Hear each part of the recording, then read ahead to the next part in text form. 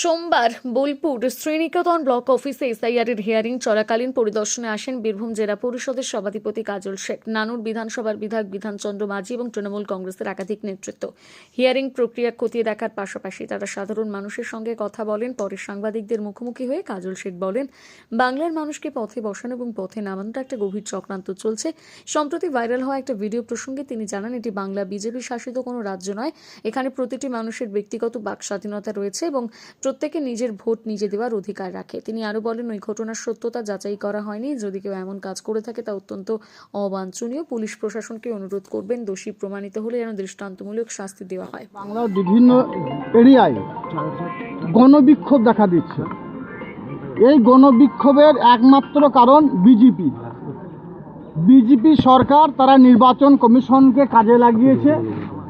নির্বাচন কমিশনকে ভুল পথে পরিচালিত করে সারা বাংলার যারা ভোটার তাদেরকে লাইনে দাঁড় করিয়ে দিয়েছে 2026 নির্বাচনের প্রাককালে। এবং আপনাদের মাধ্যমেই সারা বাংলার মানুষ জানতে পারছে, তো সারা ভারতবর্ষের মানুষ জানতে পারছে, কয়েক শত ভোটার লাইনে দাঁড়িয়ে তাদের অকাল মৃত্যু হয়েছে। এর দায় কিন্তু বিজেপিকেই নিতে হবে, কারণ এটা বিজেপির চক্রান্ত, বিজেপির ষড়যন্ত্র। এখানে দেখতে পাচ্ছি বা দেখতে পেলাম 80 বছরের ঊর্ধ্বে যার বয়স, সেই প্রাপ্তবয়স্কা সেই মহিলাকেও এখানে আসতে হয়েছে। যদিও তিনি বলছেন আমার সমস্ত ডকুমেন্টস ঠিক আছে, 2002 সালের অনেক আগে থেকেই আমি ভোট দিয়ে আসছি, আমার ছেলের সঙ্গে আমার বয়সের দূরত্ব ঠিক আছে, কাগজে মিস্টেক যদি থেকে থাকে সেটা নির্বাচন কমিশনের পক্ষ থেকে আছে, আমাদের কাগজে কোনো মিস্টেক নেই, আমাদের কাগজ সঠিক আছে। তার সত্ত্বেও তাকে ডাকা হয়েছে।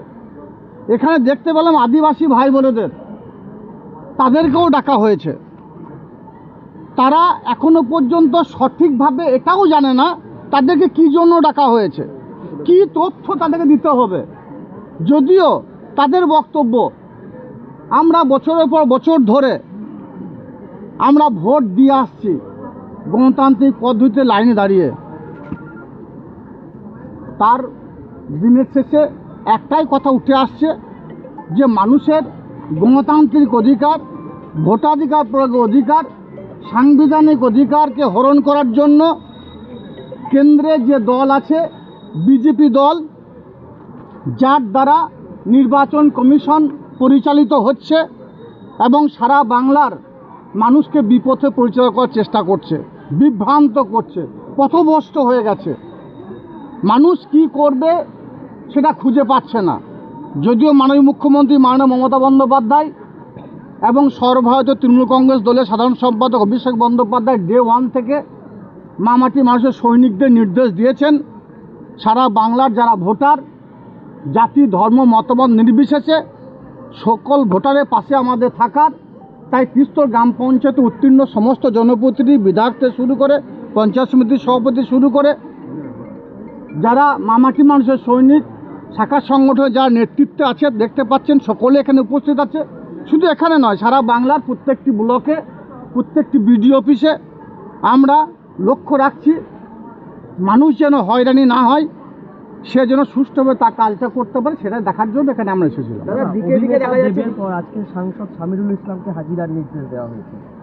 অভিনেতা দেব তাকে ডাকতেই পারে, সাংসদ সামিরুল ইসলাম তাকে ডাকতেই পারে, নোবেলজয়ী অর্থনীতিবিদ অমর্ত্য সেন, যার পায়ে হাত দিয়ে প্রণাম করলে ধন্য হয়ে যাব আমরা, সেই নোবেলজয়ী অর্থনীতিবিদ অমর্ত্য সেনের পেপার তলব করেছে। এর থেকে দুর্ভাগ্যজনক, এর থেকে দুঃখজনক, এর থেকে নক্করজনক আর কি ঘটনা থাকতে পারে? আমাদেরকে ডাকতেই পারে। দাদা, রাজ্যের চারিদিকে দেখা যাচ্ছে বিক্ষোভ হচ্ছে, রাস্তা অবরোধ হচ্ছে, ভাঙচুর হচ্ছে, কি বলবেন এই সমস্ত? এর দায় বিজেপিকে নিতে হবে, এর দায়িত্ব বিজেপিকে নিতে হবে, অন্য কারো ঘরে চাপালে হবে না। সাধারণ মানুষ তারা রাস্তায় দাঁড়িয়ে বিক্ষোভ করছে, কারণ তারা এখনো পর্যন্ত বুঝতে পারছে না তাদের কী জন্য ডাকা হয়েছে। দেখা যাচ্ছে কারো 2 ছেলে, তাকে জিজ্ঞাসা করা হচ্ছে যে আপনার 6 ছেলে কেন? তার 6 ছেলে নেই।